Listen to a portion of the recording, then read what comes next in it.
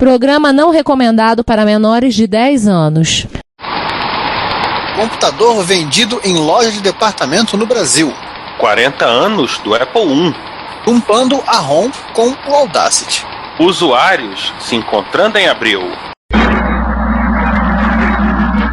Aqui fala o seu repórter retro, testemunha ocular da velhice do seu PC, com as últimas notícias da agência Retrocomputaria. Bom dia, boa tarde, boa noite. Bem-vindos à edição branca, Color 15, do Repórter Retro. Vamos começando hoje. O que é que está do lado aqui da mesa? Essa mesa aqui desafia, que é um polígono regular de dois lados, desafiando completamente a geometria em espaço bidimensional, eu, Giovanni Nunes. Bom, eu, César Cardoso, você já está manjado de saber. Não, César, já que falamos de episódio 15 do Repórter Retro, né? É o episódio branco, na contagem das cores MS1. E claro, vamos tocar, já que tocamos anteriormente música dos Beatles, vamos também tocar a música dos Beatles aqui.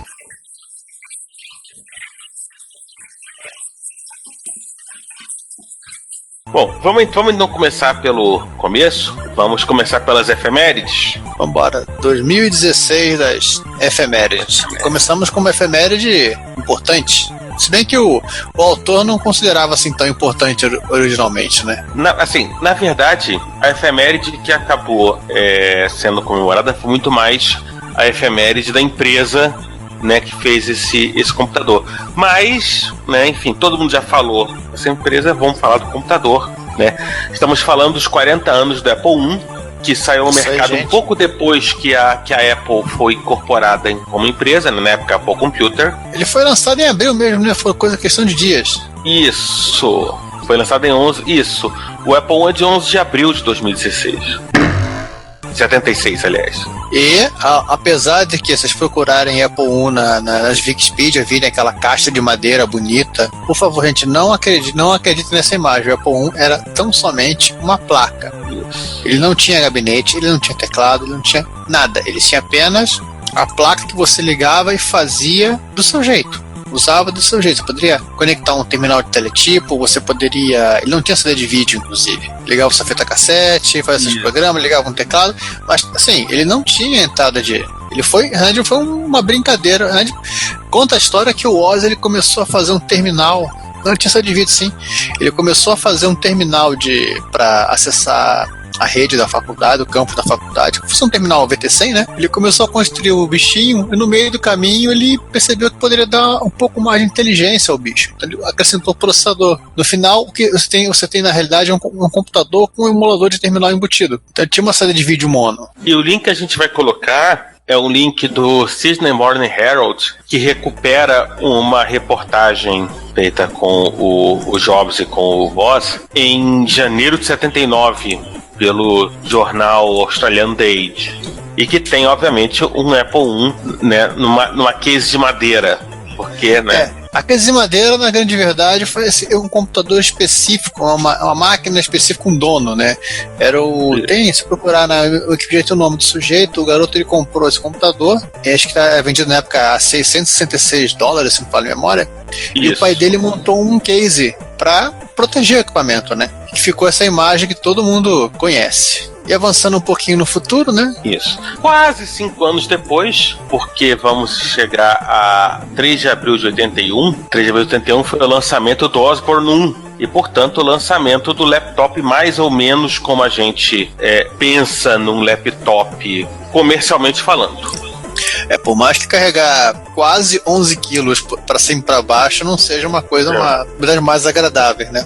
O link que a gente vai colocar, na realidade, o Gizmag, que é por um acaso uma das minhas leituras preferidas, ele utiliza o lançamento do Osborne 1 como, né, uma maneira de conversar, de entrevistar tanto o Dr. Alan Kay, que na verdade foi quem inventou o conceito todo, né, com o Dynabook, como com o Lee Feiselstein, que foi praticamente o pai do Osborne 1, né, em termos técnicos. Né? O cara que fez o desenho da máquina com os simpáticos buraquinhos para guardar disquete. Isso. Esse cara que tá naquela foto daquela revista que tem os Mujahideen, né? Eu acho que é. Olha, é o computador que o jornalista americano usou usou no Afeganistão. E assim, e sempre lembrando que Osborne 1 tem uma história extremamente interessante e triste. Assim, triste porque na verdade ele surge de uma ideia de dois engenheiros da Apple, Blair Newman e Trip Hawkins. Trip Hawkins, hoje em dia muito mais conhecido como fundador da Electronic Arts, que então queriam fazer Então quer dizer que os fãs do FIFA Soccer devem reverenciar. Exatamente, né? Que, assim, se ela tiver a ideia de lançar um computador portátil dando CPM com 2 discos, né? Um monitor CRT e um case que fechasse, né? O computador. Steve Jobs rejeitou. Eles foram a Adam Osborne. Adam Osborne, que na época já trabalhava com literatura de informática, livros da Osborne e tal. E aí lançou o Osborne 1. E anos depois, na iminência de lançar o Osborne 2, infelizmente eles criaram o termo que é o efeito Osborne. Exatamente. Só que a gente não vai falar o que é efeito Osborne, vocês vão procurar nas internet para descobrir. A gente já comentou algumas vezes, acho que... quem não prestou atenção vai se virar e vai procurar, porque é interessante conhecer o que algumas coisas, como algumas coisas acontecem. E depois ele vai contando outros, né, mostrando outros outros portáteis, né, laptops e tal. Tem o Grid Compass, tem os PowerBook. O Compact Portable, que na verdade também é um micro, que foi uma marca em si, por uma série de motivos, né? Não apenas por seu laptop, mas sim porque, como a gente já comentou a história, foi o primeiro clone de PC e por aí vai. E por aí vai. Tem bastante coisa interessante. Tem. E sempre lembrando que o Osborne 1 também praticamente inventou o conceito que hoje é mais ou menos padrão, que na verdade você compra um computador com o sistema operacional e vem com uma série de aplicativos. Computador pronto para usar. Pronto para usar. Enquanto isso, no Brasil, o que aconteceu, Giovanni? No Brasil, isso aí, criança. Enquanto isso, no Brasil, mais precisamente, é uma efeméride um pouquinho atrasada, mas que a gente estava na fila para poder comprar, né? Enquanto isso, no Brasil, a Dismac, ela lançou o primeiro microcomputador brasileiro. Na verdade, o primeiro computador micro brasileiro, inclusive, a ser vendido em lojas de departamento, que foi o Dismac D8000, que era um clone de TRS-80 da Tandy RadioShack. O protótipo da máquina foi apresentado na UD, no final do ano de 1980, e ele se tornou disponível no mercado mais ou menos por volta de março do ano seguinte, né, 1981. A gente pode deixar uns links aí de matérias sobre ele, inclusive a primeira Microsistemas tem... A primeira edição da Microsistema, parece, a 1, já tem referência a ele, que ela é de outubro de 81, se não falei agora. Eu posso pegar aquela citação do tiozinho da Dismac? Pode. Pode, vamos conversar sobre ela. Vamos lá. Tem aqui uma citação guardada para a posteridade do José Oscar Alegre, que era o diretor de marketing da Dismac, dizendo numa entrevista para a RNT. RNT era a Rede Nacional... Revista Nacional de Telecomunicações, se eu não estou errado. Isso, algo que... Acho que telemática. Acho que telecomunicações, né? Porque na época acho que não existia telemática, não. Era telecomunicações. Enfim. Ainda inventar a telemática. Ele fala que ele era diretor de marketing da própria Dismac. Ele fala que nunca pagou royalty a ninguém. Aí, abre aspas. Que roubamos. Compramos um equipamento, desmontamos, vemos como é feito e tentamos melhorá-lo. É o que todo mundo faz. O trabalho hoje no Brasil, como foi no Japão, tem de ser o de copiar bem. Fecha aspas. Bom, como se fosse uma tarefa muito difícil, né? Clonar um TRS-80, clonar um Apple II. Até o Coco, ele é simples de ser copiado. Cara, o tem nenhum customizado. O Coco talvez seja o mais simples, porque o Coco, na verdade, é praticamente a referência... O catálogo da Motorola. Da Motorola. A Tandy, na verdade, inventou pouquíssimo. Praticamente nada. O único trabalho que você realmente tinha era de fazer o respectivo dump da ROM e, obviamente, a respectiva gravação numa Apple. Tanto é que, no final das contas, a clonagem do PC aconteceu também. Não era nenhuma máquina difícil. O PC original, uma máquina com pouquíssima coisa customizada, em que o único trabalho, na verdade, acabou sendo fazer uma clean room da ROM para evitar que a IBM fosse em cima. Feito isso, problema resolvido. E na realidade, se eu for pensar, chega a ser irônico, né? O PC não tinha nada de um grande customizado, e no final das contas, quem produziu os grandes customizados da arquitetura do PC hoje em dia, né, que a gente fala de Northbridge, Southbridge, foram os copiadores. Simplesmente na necessidade de fazer uma versão, de simplificar o circuito e de fazê-lo mais barato. Aquilo que as pessoas chamam de chipset é nada mais, nada menos que todo o catálogo da Intel num único integrado. Talvez um pouquinho mais, na verdade, né? E junto com um pouquinho mais, né? O mais difícil realmente de clonar era o Spectrum muito mais com a da ULA. Isso porque a ULA era um coletivo de 74LS. Mais customizado. Você tinha que saber o que entrava e da onde aquilo saía. Tirando isso... Assim, os micros que tiveram, que acabaram usando customizados, tipo, o pessoal não conseguiu clonar. Ou clonou, um outro que clonou. Tem uns que não foram clonados, né? O Commodore 64 não foi clonado, o Atari 8-bit, o Amiga, o próprio ST, que você não tinha, mas também não despertou interesse de ser copiado. Né? Quando ele foi lançado, a moda era copiar XT, mas ele tinha 3 integrados que poderiam ser facilmente desmontados e recriados. E clonar. E o próprio Mac, na verdade, só foi clonado uma vez, pela Unitron. Depois... Mas enfim, mas outra história quando a Apple permitiu os clones. Mas, assim, computadores que tinham uma quantidade razoável para grande ou maior de integrado, né, de customizados, o pessoal não conseguiu clonar. Mas o TRS-80, o Apple II, o Coco, não tinha muito mistério na clonagem, né? Não tinha muita coisa diferente do que você não conseguiria encontrar facilmente na melhor lojinha de eletrônica do bairro. Falar em eletrônica... Já começamos com ela? Já, então, né? Vambora.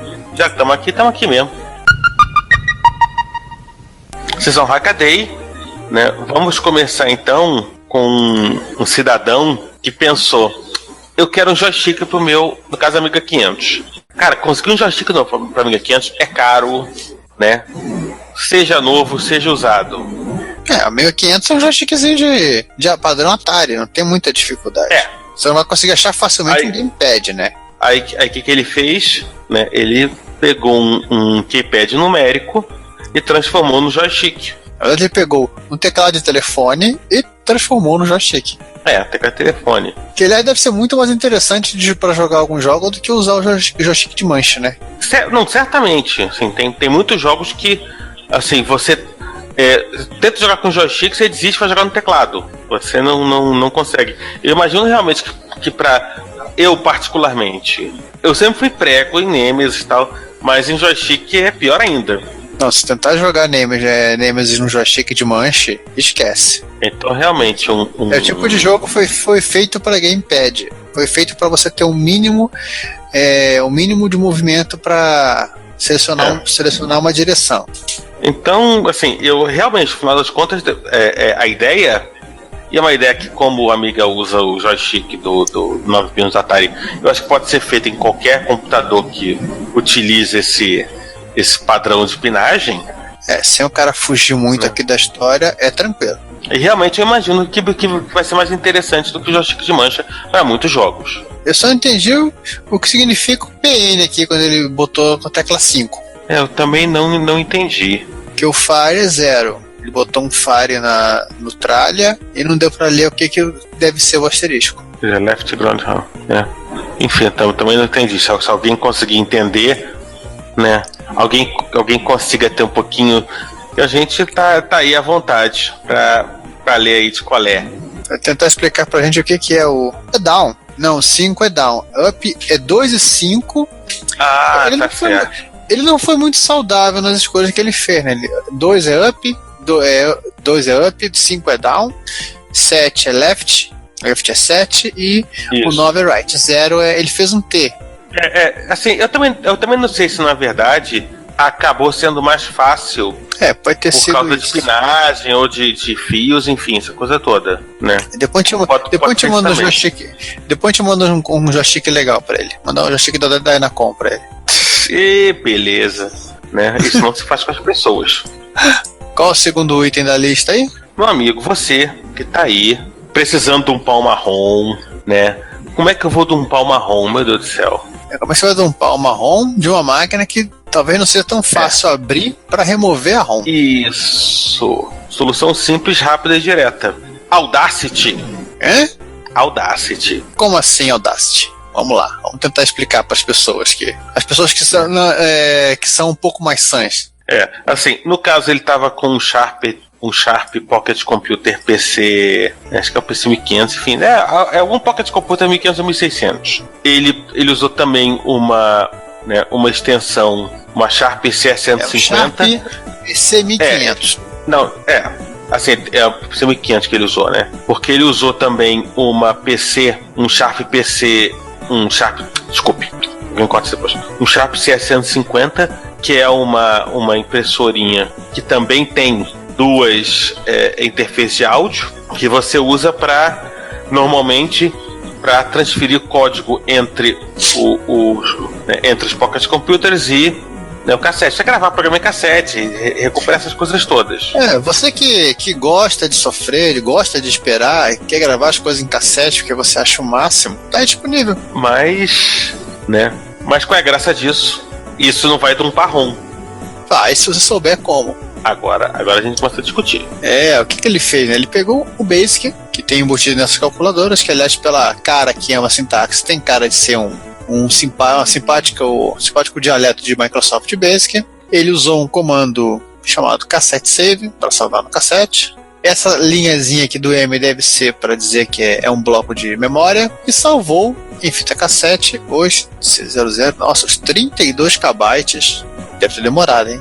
Os 32 KB da ROM, que equivale ao espaço de onde está a ROM da calculadora. Isso com pulsos de 1200 a 2400 Hz em codificação FSK.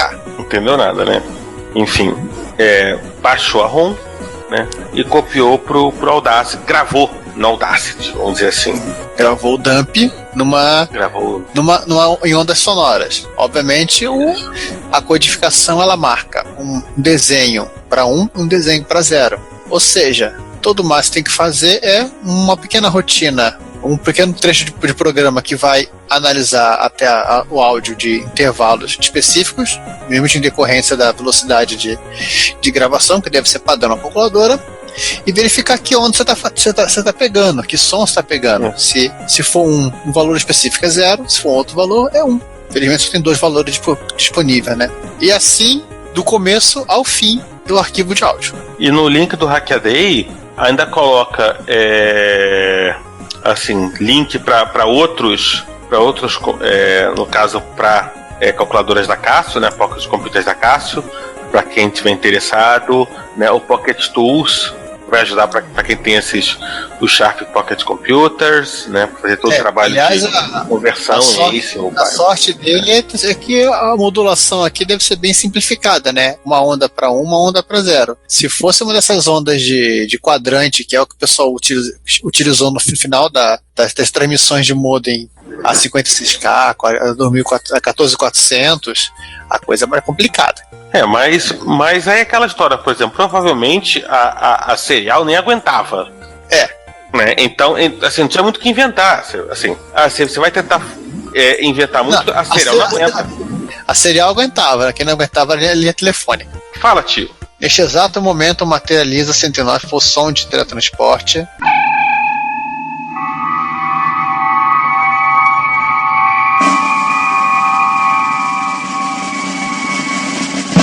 Subiu. O Ricardo está nesse momento desativado. E teletransporte. Telefone mudo. Teletransporte falhou. Scott? Chama o Scott. Não, eu tô aqui, eu só não tô falando nada. Fala, pode entrar agora. Você foi teletransportado e está na nossa mesa agora triangular. Oi, Ricardo. Oi, é eu. Enfim. Então, assim, pros interessados em dumpar ROM do seu computador, né? é um método não destrutivo, né? E que pode ser extremamente interessante, particularmente em casos em que o custo de soldar ROM pode ser bem grande. Ou de perder o equipamento é maior ainda. Isso. Bom, vamos agora pro terceiro item, né? Da Hackaday. Agora, Ricardo, a gente já falou muito, fala você. O terceiro aqui da nossa lista do Hackaday. Nossa, mãe, os caras estão fazendo os caras vão fazer uma placa gráfica para Amiga 2000 com FPGA. Uma nova placa, então. A intenção é essa. Tô dando uma olhadinha aqui. É, uma placa Zorro. Ah, tá, usando o famoso slot Zorro dos Amiga, né? Interessante que eu não sabia uma coisa assim. Placas gráficas feitas por outros fabricantes foram feitas por Amiga 2000. Eu não sabia disso. Achava que não era apenas usando uma das mulheres, né? A Paula, né? Que faz o vídeo. Não, os Amigas que tem slot, os que são caixotinho, né? Eles tinham, como eles tinham slots, eles tiveram placas, algumas até com chipset S3, que são as Picasso. Eu lembro da questão de a gente pegar, botando placa com chipset S3, mas com aquele adaptor com a Mediator, que aí botava slot PCI e botava. Mas eu não sabia que tinham feito direto justamente, do slot Zorro. E funcionava razoavelmente bem por conta disso, já existia tecnicamente o driver. Só precisava agendar a interface.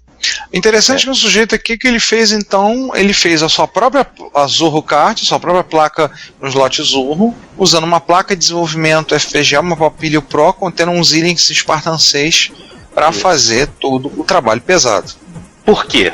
Porque vai ver quanto é que está custando uma Picasso quando você acha para encontrar. Uma pequena grana. Normalmente um rim meio. Ou seja, mais barato ele ter todo o trabalho de fazer uma placa nova. Sim, inclusive porque o cara que fez a placa, ele também fez um sistema operacional pro Raspberry Pi. Olha! Nossa! Ele fez o Interim OS. E ele fez um teclado também para rodar com esse, com esse kernel, o Interim OS, que é na verdade um kernel bem simples. Ele fez várias plaquinhas já, inclusive interessante, né? Pra quem quiser ver, entra na página do GitHub, tá muito interessante, tem várias fotos, diagrama, projeto da placa, placa mais ou menos feita, soldagem de pulgas SMD, exemplo de coisa funcionando ou coisa parecida, rabiscos na tela, dumps em monitor de tubo, o workbench mais ou menos rodando na versão mais ou menos estável do driver, Doom azul, é azul, tá certo, tá azulado o Doom, tá, não posso fazer nada. NetSurf, pra quem gosta de NetSurf. Pera, ele rodou, isso aqui não consigo, isso aqui não tem cara de ser não tá falando o nome do editor, não dá pra ler aqui, eu não conheço esse editor gráfico.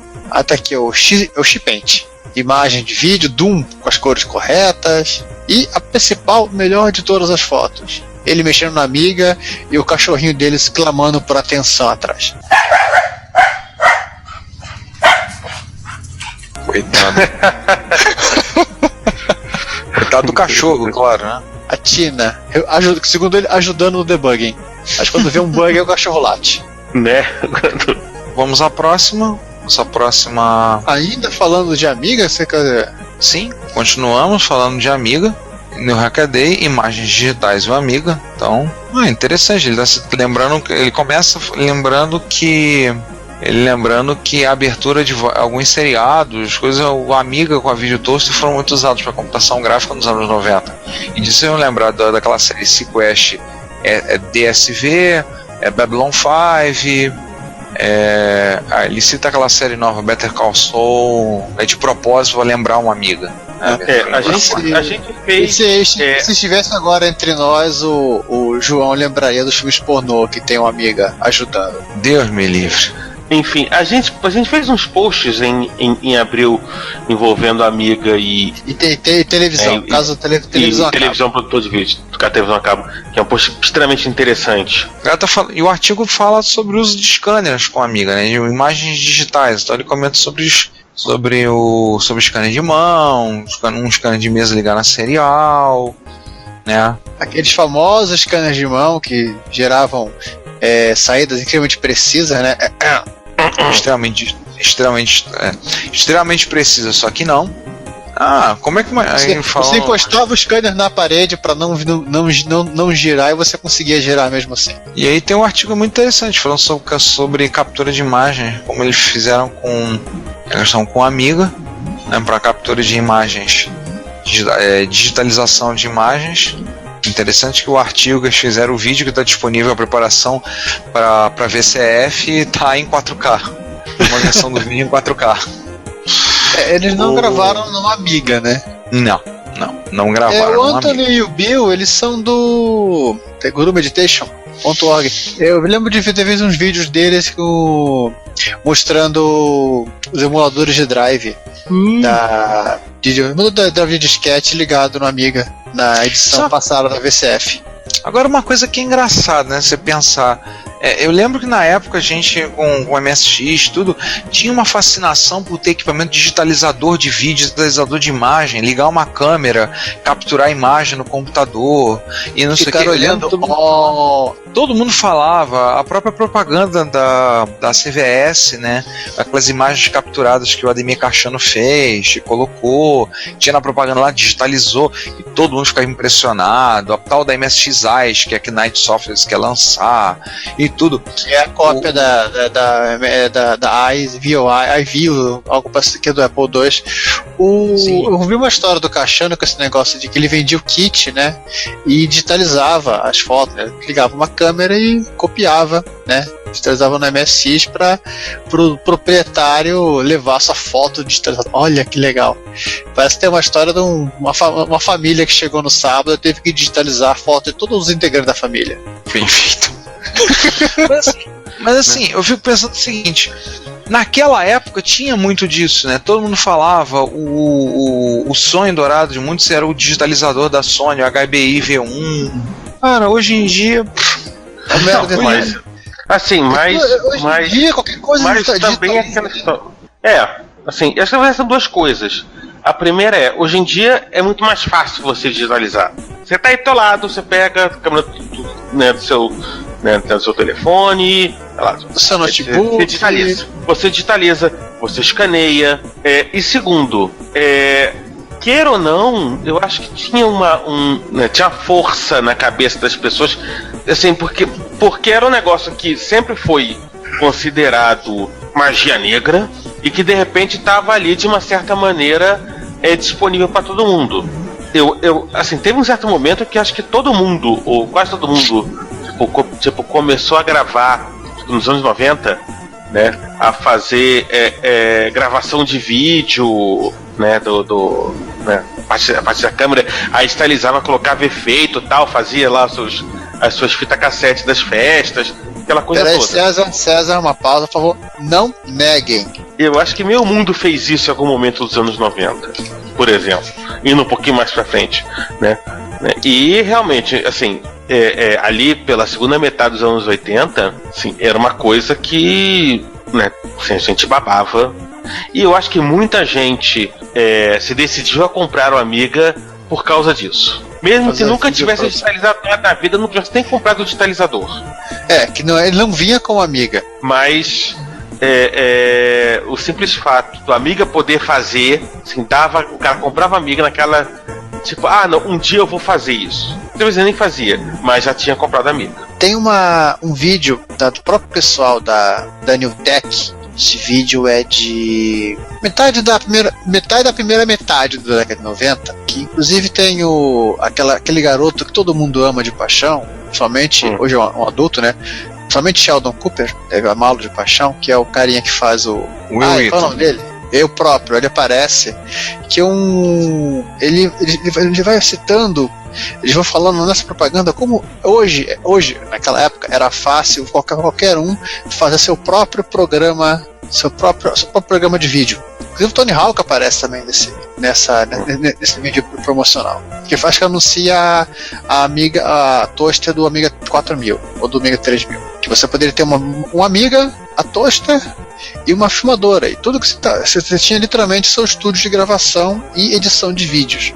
Você não ia depender da BlaBla TV. Eu lembro que quando a gente ficou doido vendo os vídeos aquele videozinho, aquela fita, aquela promocional da Toaster, como se falava, vendo aquele clipe do... esqueci o nome do cantor. Feito todo com a toaster, que é o rosto dele é projetado sobre um barco, na vela de um barco passando, tudo lá. E, cara, você pensar que isso era uma coisa que você fazia com estações gráficas absurdamente caras. Sim, eram as Silicon Graphics. Eu assisti uma palestra da Silicon Graphics na universidade, no longínquo ano de 1992, que a gente ficou impressionado, doido vendo os clipes, tudo lá. E naquela época, como tinha coisa inédita, não tinha som. O sujeito foi dar a palestra, pegou um microfone de lapela, ligou na estação, na Silicon, e usou ela como alto-falante. Pra poder falar, a gente ficou doido, né? Aliás, eu tenho a lapiseira. Absurdamente caro. Exato, eu tenho a lapiseira. A palestra eu tenho ela guardada até hoje. Tô olhando pra ela ali no meu porta-lápis. E foi assim, todo mundo falou, ficavam tão impressionados, os clipes, e eram umas Silicon Graphics que custavam uma fortuna. Acho que o peso delas valia em ouro, porque aquelas são extremamente caras e extremamente pesadas. Não, elas valiam mais que ouro. Né? É sem ouro Paralatinum, que eu vou te contar. E com chumbo dentro, ficou o treco pesado aquele gabinete. Eu tinha medo, anos depois eu tive acesso a uma, botei em cima de uma mesa, tive medo da mesa empenar. Não, não era só as Silicon desktops, tinha Silicon que pareciam um frigobar, né? Sim. Que era e quando você pensa que no começo da década de 90 você passou a não depender de ter um frigobar e poder fazer as coisas com, sei lá, com um computador de mesa, a coisa mudou um pouco de figura. Sim. Até chegar no dia de hoje, onde qualquer um consegue gravar um vídeo com abertura, edição e tudo mais, usando apenas um telefone secular. Ou então fazer porcaria com After Effects, né? Mas aí vem a máxima, inclusive nos nossos entrevistados, o Maurício Saldanha popularizou, né? É uma ideia na cabeça, uma câmera na mão e uma merda na tela. Sim. Existe um carinha, infelizmente não consigo lembrar o nome dele, é um norte-americano, dono de circo, fez fortuna com circo, que a citação dele assim é como ninguém na história da humanidade nunca deixou de ganhar dinheiro com a estupidez humana. Pois é. Vamos voltar ao podcast? Vamos voltar ao podcast. Vamos parar de teorizar sobre a vida dos outros. Filosofar. Né? Esse não é um podcast sobre teorização filosófica, né, nem gravação de vídeo. E todo o resto. Falta disso, né? Aham. Mas um dia desse a gente pode pensar num episódio sobre isso, hein? Podemos pensar no futuro um episódio falando sobre essas questões, né? Digitalização de imagem, vídeo. Pode ser. A câmera digital é a filmadora digital antes da câmera digital da filmadora digital. Podemos pensar. Pega lá a lista. Enquanto isso, já anotei aqui. Deu Stack Overflow, tá? Cara, aumenta a memória. Vamos aumentar o buff. Problema. Aumenta o buff, aumenta a memória. Entendeu? Eu não vou cortar a lista de promessas. Vamos fazer uma segunda lista, pronto, é mais fácil. Ih, meu Deus do céu. Já falei pra aumentar a memória enfim. Vamos voltar. Vamos terminar a sessão HD com... É quase uma utilidade pública, né? Sim.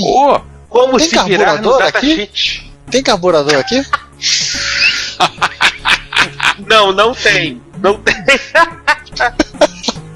Essa piada não vamos explicar. Não vamos. Não vamos, tá bom. Não vamos. Não tá de acordo, não vamos. É assim, não. Quem quiser saber a história o porquê da minha pergunta, pergunte pra gente. Pergunte nos comentários. Não, pergunte nos comentários e torça pra alguém querer responder, ou vá em Jaú esse ano. Em algum encontro que vocês encontrarem com a gente, algum encontro de retrocomputação, chega e pergunta, mas o que é a história essa de carburador e datasheet? O que isso tem a ver? Aí a gente explica. É como desencavar informação num datasheet, né? Basicamente, como você localizar informações realmente úteis, vendo aqueles calhamaços com um bando de informação, né? Ou pelo menos informações que você precisa. Aquilo que você precisa agora. Porque o datasheet tem de tudo. Tem que ter tudo. E você quer apenas um pequeno detalhe. O problema é que é o seguinte: ele não tem uma versão simplificada do datasheet. E não tem nem como simplificar muito o datasheet. A grande verdade é essa. O datasheet é um negócio naturalmente técnico e detalhado. Técnico e detalhado. Você não vai abrir um datasheet e encontrar logo na primeira linha aquilo que você quer saber, algo do tipo resposta curta, pino 4, 5 volts. Não. Né? E aí no caso a partir de um exemplo bem simples, que é um transistor, né, um 2N3904, que é carne de vaca no mundo dos transistores, né? Um dos transistores NPN, etc. Né? E a partir do datasheet de uma das produtoras da 2N904, que é a ON Semiconductor, que por acaso é um spin-off da Motorola, né? Que ele hoje não é um spin-off da Motorola, César? Boa pergunta. A Intel? Né? Só sobrou a Intel. Eu acho que só. Do resto, em algum momento... A Zilog é um spin-off da Intel, né? O resto é Motorola mesmo. Assim, só de semicondutores tem a Freescale e a ON. Né? Daí, o resto. Fora Google Telefone, que deve ter coisa para Lenovo Telefone ou algo parecido. Patente na mão do Google e por aí vai. E esquece. Entendeu? A Motorola Solutions, que é a parte, que era outra parte da Motorola, que também tá no... Enfim, tem gente pra caramba nessa história. E a partir desse datasheet, né, de um componente simples, ele vai te guiando, ele vai te guiando pra achar exatamente o que você precisa. Ou seja, o cara fez o how-to do datasheet. Diria que é quase isso. Fez como você localizar a informação. Isso é importante, hein? Porque que a gente estava falando, né? O datasheet não tem como um datasheet ser uma coisa, digamos assim, simples, versão curta. Você tem, claro. Eu digo que datasheet é que nem página de manual do Unix. Você vai consultar a página de manual, você vai olhar aquele texto, aquele academicismo, aquele texto chato de ler, mas você tem que pegar e localizar o que é realmente importante. Procurar ali dentro do texto e fazer. Isso é uma coisa que eu explico para os meus alunos das disciplinas que envolvem sistemas operacionais abertos. Eu falo, você tem que pegar e filtrar a informação. Eu falo assim, existem páginas de manual que você lê uma vez na vida. A página do baixo é uma vez na vida você deve ler essa página. Mas você tem que aprender principalmente a filtrar a informação e localizar a informação que é importante. Senão você lê e perde um tempo danado. É a mesma coisa. Por exemplo, a manpage do TAR, a manpage do Find, se você tiver com pressa, esquece. Ah, não, com certeza. Se você acha que vai dar 3 pages down e bastante informação, esquece. Não vai não. E muito mais o Find que o TAR, que o Find consegue ser absolutamente arcano quando ele tá afim. Você vai procurar coisas, por exemplo, parâmetros vai fazer busca, por exemplo, um SED da vida, ALK e outras assim, é pior do que ler datasheet, você encontrar informação. Então eu acho extremamente útil esse artigo para te ajudar a localizar. Você topa com aqueles calhamaços de papel que você vai olhar e diz assim, e agora, por onde eu começo? E particularmente o pessoal que está começando agora na eletrônica, deve ser bem complicado mesmo você olhar o datasheet e ficar procurando o que você quer, pela quantidade de coisas que tem no datasheet, o que você está precisando, ou você conseguir inferir informação a partir daquilo que você tem. A única coisa fácil que eles listam geralmente é a pinagem, isso com ressalvas. Né? E eles prometem que isso vai se tornar uma feature regular no Hackaday, né? Tipo, como se virar em datasheet de coisas que são mais complicadas do que um transistor. E esses transistorzinhos, como são coisas simples, em tese, vamos considerar que todo mundo sabe, que não é bem verdade. Não. E a grande verdade é que mesmo para quem já tem um certo tempo, muitas vezes voltar a reler o básico pode ser interessante para acordar informação que está de repente em pontos esquecidos. Está lá na frente, de repente você tem que voltar. Tem essas coisas também. E descobrir de repente por que aquele negócio não está funcionando direito. Pode funcionar direito? Vamos seguir adiante aí? Vamos. Rise from your grave. Começando o Hackaday?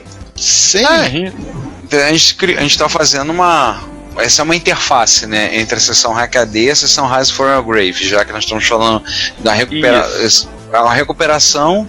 É um recap de uma fonte de alimentação de um Mac 2 SI e tá no Hackaday. Então a gente está fazendo uma sessão interface. E foi feita pelo Steve do Big Meals of Hours, que volta e meia a gente comenta no Guinness, está no Guinness como o maior colecionador de DB19 do mundo. Né? O comprador de todo o estoque mundial de DB19. Todos os DB19 do mundo que estavam disponíveis estão com ele. Pois é. Sim. Né? Mais 4. Ele conta no texto que ele trocou os capacitores da placa-mãe, mas mesmo assim a máquina não funcionava. Então ele escreveu, tem cara de fonte. Então... só um detalhe. Entenda esse entenda aquele cheirinho de fonte queimando, entrando assim pela sua narina. Que é uma coisa simpática. Nossa, mãe. Nossa. E aí ele discorre como a fonte funciona, como ela explica algumas coisas, né? E aí ele parte para fazer, achou 3 candidatos à troca, 3 capacitores, aliás, um capacitor de alta voltagem e 2 SMDs, a placa de controle. Pausa. Eu fui no posto, cara, o que esse extintor de incêndio tá fazendo do lado da fonte? Agora eu vou ter que ver esse extintor de incêndio. Nossa! Eu estou coçando a cabeça sem entender esse extintor de incêndio desde o momento que eu abri essa imagem. Eu só tenho uma pergunta a dizer, what the hell? Teremos de ler com calma aqui para descobrir se ele foi usado, se ele antes foi usado depois, ou se ele apenas deixou a mão caso precisasse usar. Pelo que eu entendi, ele só deixou a mão caso precisasse. Eu também tô achando. Tudo indica que ele só colocou ali, tipo assim, vai que eu preciso, né? O famoso vai que eu preciso. Vai lá, fez a limpeza, aproveitou e teve que, para trocar alguns capacitores, alguns SMDs, ele teve que mexer em alguns outros componentes SMD. Então fez limpeza, refez o trabalho. Esse é um cara mais roots, né? Porque muita gente vai dizer assim, arranca a fonte e bota outra. Mas não é tão simples assim, muitas vezes. É uma fonte Macintosh 2 que foi feita Macintosh 2. Deixa eu ver aqui. 2SI. É um 2SI. Não é qualquer fonte que você vai encontrar que vai caber bonitinho. Talvez aquelas Pico ITX talvez resolvam, que são um pouco maiores que o cartão de crédito. Um pouco menores que o cartão de crédito. Mas aí você vai ter que ver também como é que você vai fazer a adequação, né? Por exemplo, as comunidades de MSX estavam conversando há um tempo. Qual é a voltagem que a placa-mãe vai receber da fonte? Se a voltagem for não padrão, esquece. Já quebrou tua perna. A gente tava com... Nem cabe direitinho uma Pico ITX. A voltagem da padrão, eu sei. A gente tava conversando outro dia, pessoal, na comunidade MSX, teve agora recente um encontro de MSX em Curitiba, né? A gente deve falar um pouquinho depois, a gente vai falar um pouquinho lá no final. Mas o Sérgio, nosso ouvinte, Sérgio Vladivostok, comentou que tava com um Yamaha MSX1, que a fonte tava com problema. O MSX aceita, precisa basicamente mais 12, menos 12 e mais 5 volts. Eu falei, cara, mete uma fonte PC aí no lugar, tudo bem, mas não é só isso. A fonte também dava sinal, não me lembro exatamente para que, relacionado aos cartuchos. Então não é tão simples assim. Arranca uma e bota outra, aproveita que a carcaça está grande, vai e troca. Mas tem mais coisa ainda. Então muitas vezes tem que fazer o reparo na fonte e acaba se tornando, não é por uma frescura ou por um preciosismo de que eu quero ter tudo original. Não, é necessidade mesmo. Eu quero tudo original. Às vezes não tem jeito mesmo, não dá. Não tem pra onde correr, vai ter que fazer. E pelo menos aí nós temos mais um Mac 2 SI feliz e contente funcionando. Agora vamos pro chat. Pro chat. Aliás, o primeiro que foi Itália, por favor, conseguir tirar foto do chat, pode mandar pra gente, que ele vai ficar bem feliz. Não, tem que levar uma medalha pra ele. Vem cá, onde é que ele arrumou esse Amiga 2000 aqui? Meu Deus do céu, cara. Vem cá, tava mergulhado no Adriático, né? Esse tava no... Tava boiando no Rio Pó. Não, esse foi pescado dentro do Vesúvio, cara. Não, tava na Fonte Trevi. Alguém jogou a placa da Amiga 2000 ao invés de jogar uma moedinha. Jogaram na Fonte de Trevi, o risco corre. Pois era ser jogado de volta, né? Mas como era uma placa de Amiga, não jogaram de volta, gostaram.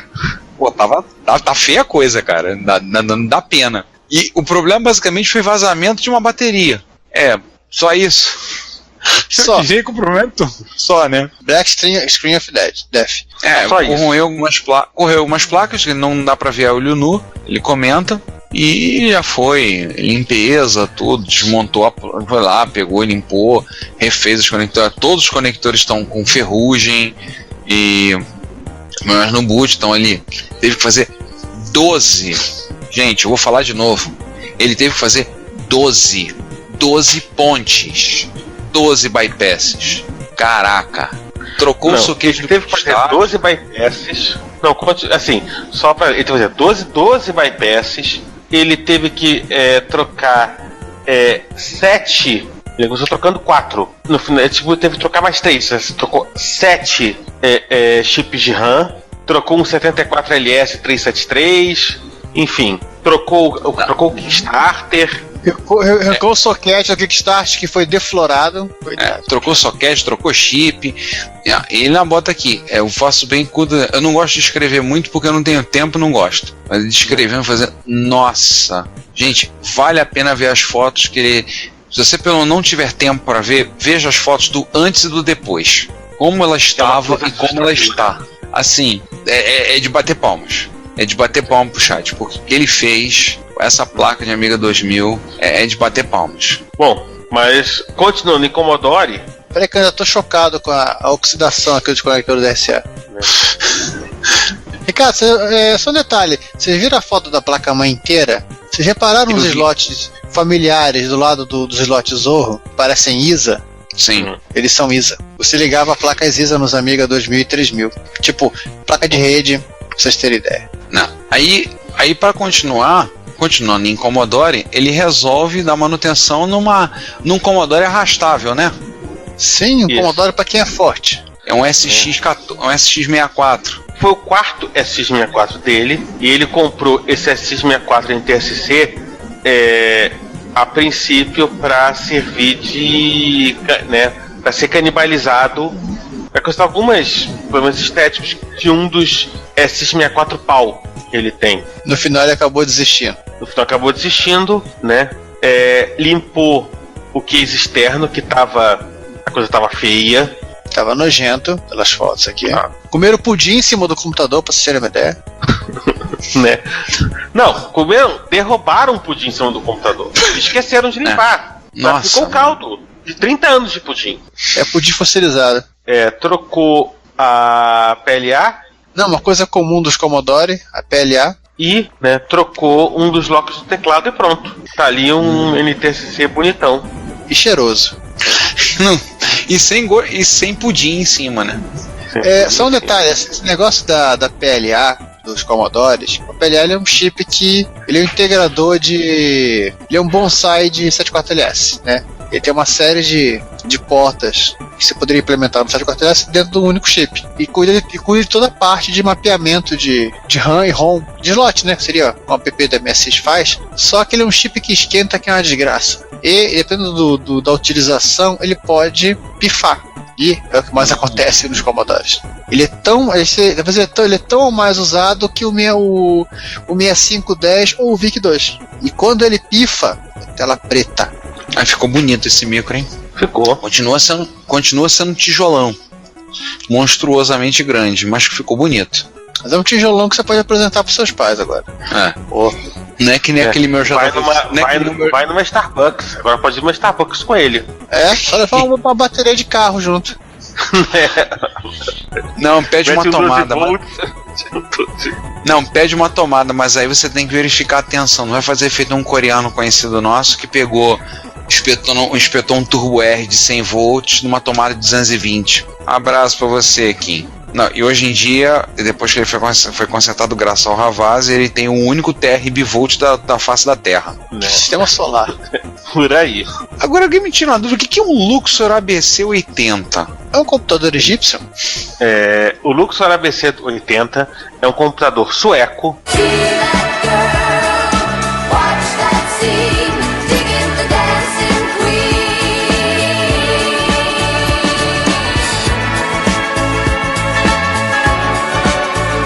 O Luxor ABC80, ele foi lançado em agosto de 78, foi fabricado até o momento dos anos 80, e ele era um Z80, né, de 3 MHz, 3 MHz, 16K de RAM até 32, um SN76477, olha, quase um MSX. E tinha 16K de ROM que tinha um BASIC que era semi-compilado, vamos dizer assim, né? O BASIC do ABC80. Cara, não mostra isso pro Juan não, que senão ele vai se interessar e vai querer um. Se ele não tiver, né? Não, isso é uma coisa curiosa. Ele tinha um PSG, como os MSI, os Amstrad, tem um SN764, que é o irmão do AY, só que conectado a uma porta de 8 bits, mas assim, não tinha um jeito de você controlar o chip. Tudo que você conseguia fazer era usar 256 efeitos sonoros fixos. Ou seja, tinha 95. Não, 256. Tô vendo na Wikipedia. Ah, não, eu tô olhando aqui o próprio post do chat. Então, tá bom, ficamos no 96 aí, que é a parte curiosa. Você tinha um PSG subutilizado. Vendeu muito na Suécia. Ele foi licenciado para ser vendido na Hungria como BRG ABC80 e ele vinha com uma televisão, né, transformada em monitor, porque a Luxor vendia televisão também. E precisava usar normalmente com uma fita cassete, né? O gravador cassete da BC80 parece um monolito, né? Desculpa. Mas a gente não tá aqui para falar do Luxor, a gente tá aqui para falar ainda, né, da manutenção do Luxor. A máquina foi parar na mão dele, algumas teclas estavam falhando.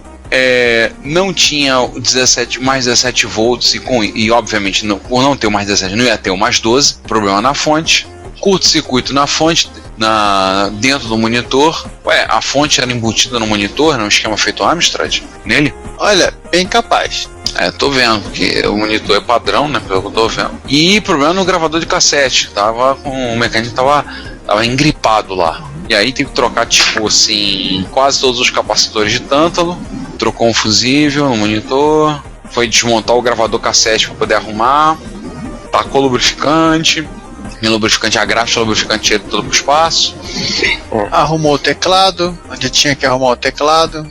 E aí o teclado ele usou material de um teclado do Sol 20. Consertou o teclado, botou lá e tá lá funcionando. E temos aí um Luxor 80 feliz e contente.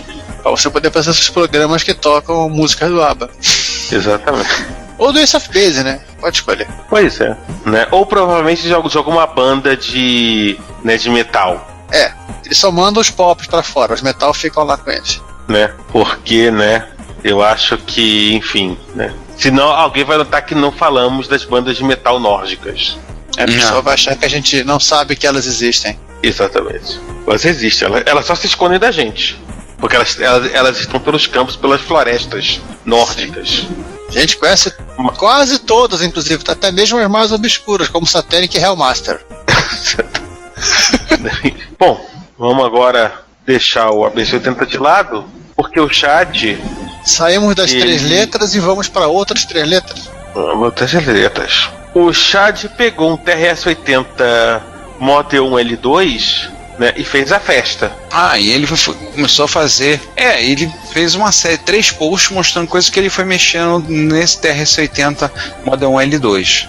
Ele fez o mod para poder ter letra minúscula. Isso é uma coisa que talvez muita gente não atente para o detalhe. O TRS-80 não tem letra minúscula, então ele fez o mod para ter. O TRS-80, Model 1, o Apple II e o Apple II Plus não tinha minúsculas, o MC1000 não tem minúscula, o TRS-80, Coco 1 e Coco Color, né, tanto o 1 quanto o 2 também não tem letras minúsculas. Assim, é quase, a letra minúscula é quase uma exceção.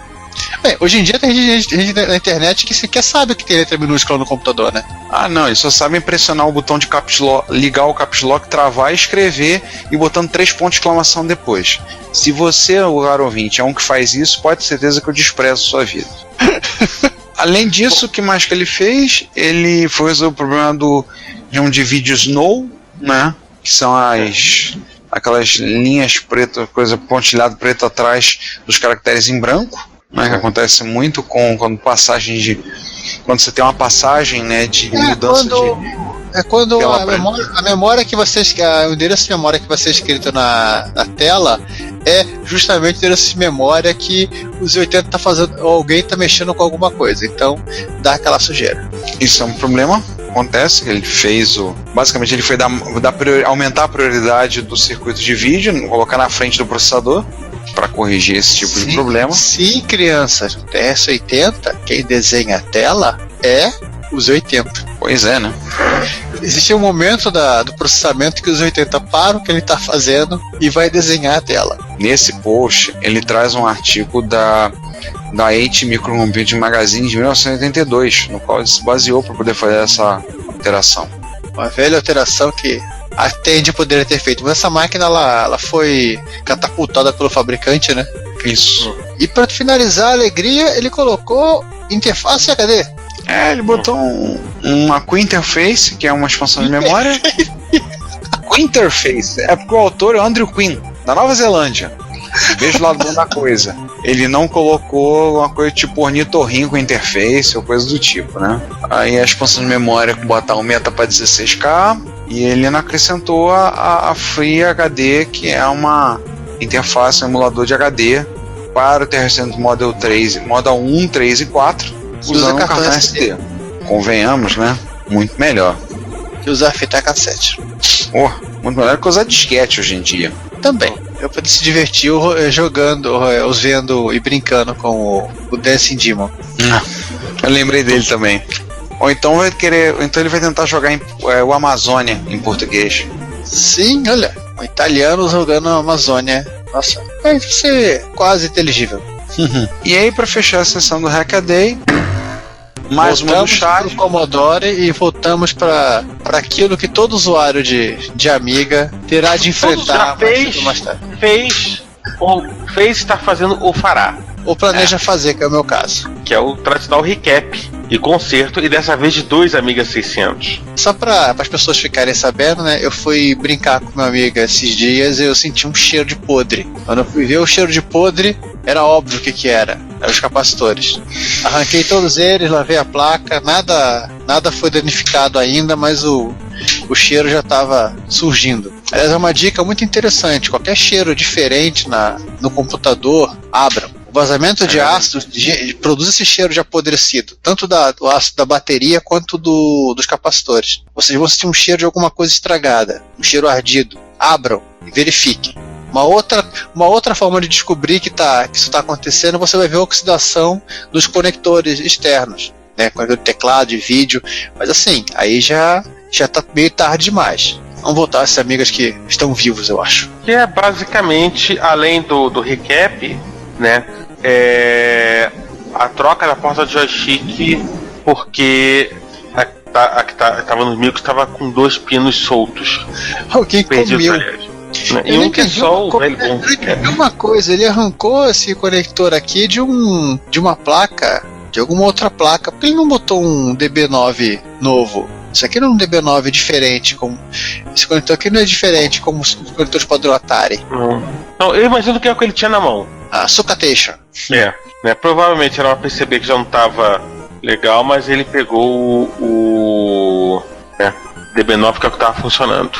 Aqui até fala, a porta de joystick foi recuperada de uma PCB não amiga para tirar peças de reposição. O cara só não conseguia usar o right, qual o problema? Só não ia para direita, ou ia para esquerda com o joystick. Poderia usar normalmente, qualquer jogo que não precisasse disso. Bom, já que estamos falando de recap, vamos começar o Ultimando Esparsa com recap? Vamos nós. Brasil!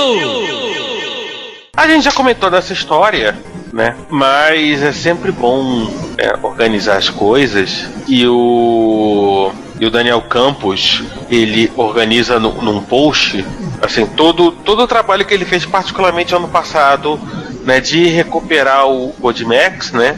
E na verdade recuperar o início da era TRS Color no Brasil. Ele recuperou o Codimax original, né?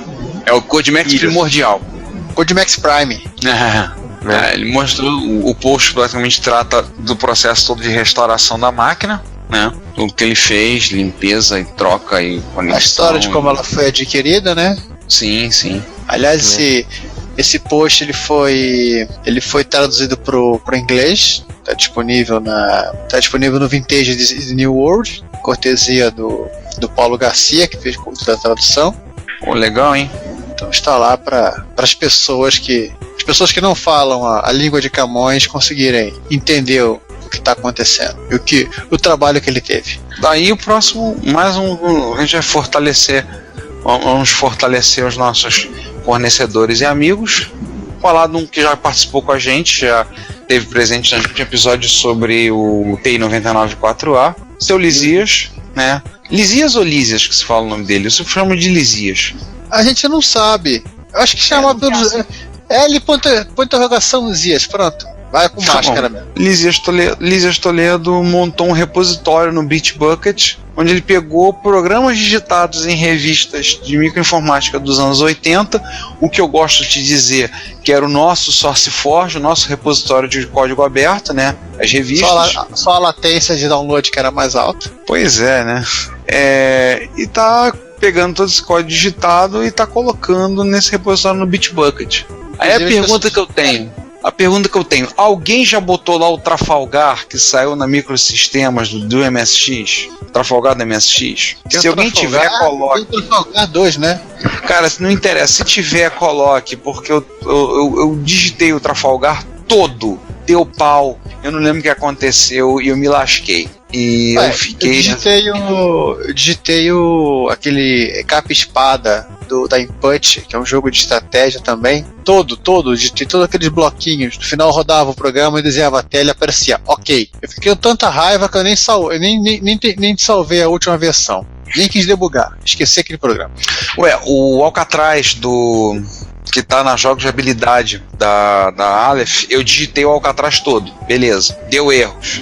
Depurei os erros, executei, legal, funcionou. Ctrl Stop, não funciona, eles travaram o Ctrl Stop. Eu tive que, quando desligar o micro, perder tudo. Que ódio que me deu.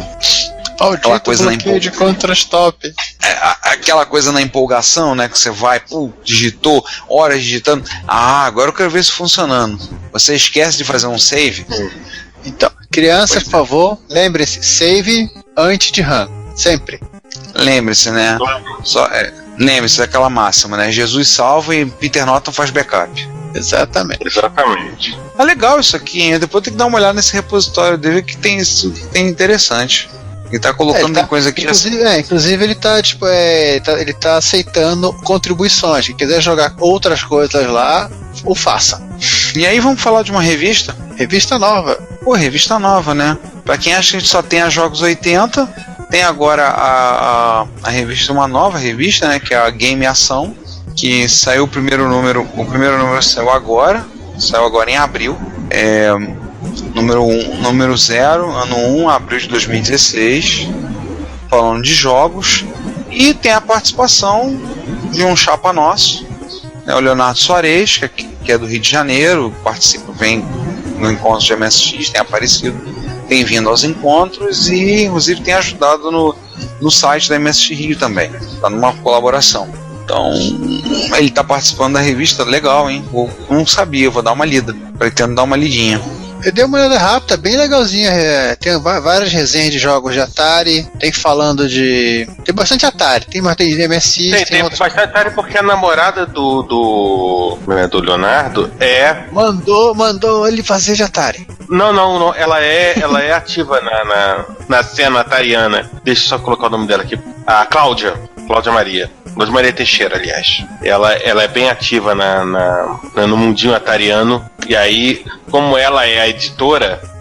ela é quem manda, né? Ela manda nós obedece? É por aí. Né? Porque, né? A editoria... Ser editor tem essa vantagem, né? Exatamente. A revista tá bacaninha, cara. Bem feito, bonitinho, legal. Tá bem legal. Vai resenha de vários jogos. Tem a resenha dele do River Raid.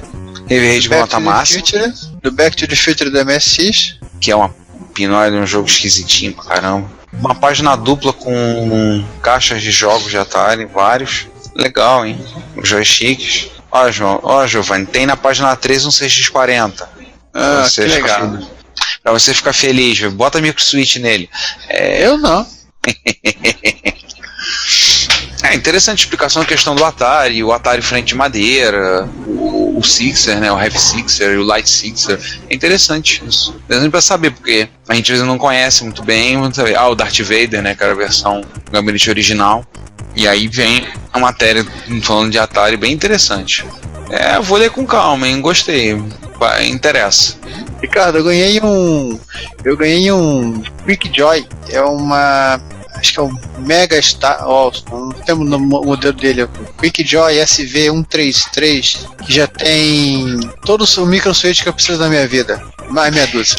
Você me mostrou, eu sei, mas é que eu não aguentei lembrar dos microswitches. E dando sequência, né, outro que já participou de uma gravação conosco, o célebre episódio, o 50º, Retrocomputaria, foi sobre a mosca da cabeça branca, aquele que ninguém sabe o que é direito, né, falando sobre MC1000. Nosso chapa, o Enzio, como é que se fala? Enzio, né? Emerson, pronto. O Emerson, né, mais fácil, né? No locutório do Emerson, ele falou uma questão com ideias, alguns diriam ideia de jirico, né?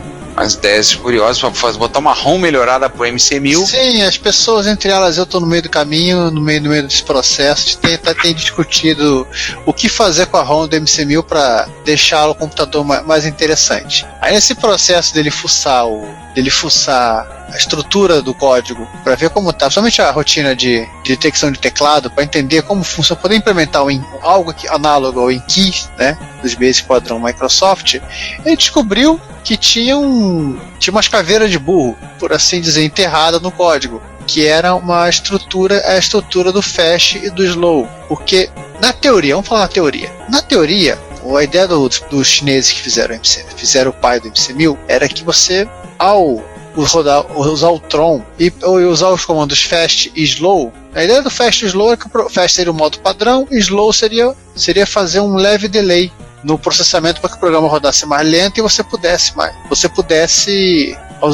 se auxiliar a debugar. O Tron e o Trof, o Tron é igual ao da MSI, né? Ele fica listando o número da linha que está em execução, mas ele te dava a opção de você segurar até aquele espaço para poder pausar e ver o que está acontecendo na tela, parar a tela. No final da ciência, essa teoria. Na prática, o que aconteceu mesmo foi o seguinte: qualquer hora, o momento que você apertar a tecla do MC1000, o Basic para a execução do que estiver fazendo. E ele acabou encontrando que essa história do delay, que é uma coisa que quase que concordância de todo mundo que deve ser removido, porque só serve para atrapalhar a vida, não dava nem para fazer alguns joguinhos legais em Basic. Ele acabou descobrindo na estrutura do detecção de teclas essa coisa e que o código continuava, ou seja, tinha um pedaço de código que era justamente essa teoria que eu expliquei, a parte que eu expliquei da teoria, aquilo que eles não implementaram. No mínimo assim, não está funcionando, o que a gente faz? Isso de qualquer jeito.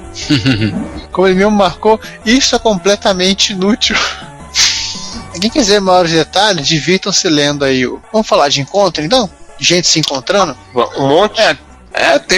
Vamos falar agora, tem 3 encontros, né? Vamos comentar? 3 encontros. Então, vamos lá.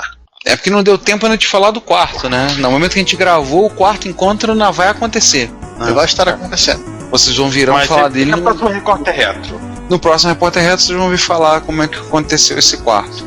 Então, primeiro eu vou citar o encontro em Curitiba. Primeiro encontro de usuários de MSX em Curitiba, organizado, capitaneado e bagunçado pelo Luciano Cadari. Ele organizou e depois expulsou todo mundo. É isso? Sim. Fez a bagunça. Sim, o encontro foi um encontro de 4 dias. Né? Eu já falei pro Kadari que eu tô querendo contratar o passe dele para organizar MSX Rio, porque ele conseguiu um local disponível de 10 da manhã às 8 da noite por 4 dias. No domingo o encontro acabou às 4 da tarde. Local com estacionamento, na verdade era num restaurante, era o mezanino de um restaurante. Dentro de um hotel 6 estrelas, a cobertura, nesse lado da piscina, com uma orquestra de música sinfônica tocando temas de jogo de MSX, ou não? Não chegou a tanto, mas é uma coisa próxima. Ele então foi encontro lá com a entrada de graça. Na verdade ele pegou o mezanino de um restaurante, que ele conhece o pessoal do restaurante, e aí foi feita toda uma infraestrutura para o encontro. Eu não vi local com fotos, mas eu devo montar um álbum. Por ocasião, se devem estar ouvindo isso, já devo ter montado um álbum só com as fotos que mandaram pelo WhatsApp. E assim, acho que foram 3 vídeos e umas 70 fotos. Eu estou pensando em organizar esse negócio, criar um álbum e publicar para o pessoal poder quem quiser ver. Com direito a pagamento, com quem quisesse vender coisa pudesse pagar com máquina de cartão de crédito disponível, questão de brinde. Teve produtos que eles fizeram para vender, tipo plaquinhas, uma placa para botar, para resolver um problema de PSG relacionado ao PSG nos Sony MSX2+, tudo você monta, né? Mas tinha vendendo já a placa de circuito impresso. Outro você botar um Mega nos Turbo R e por aí vai.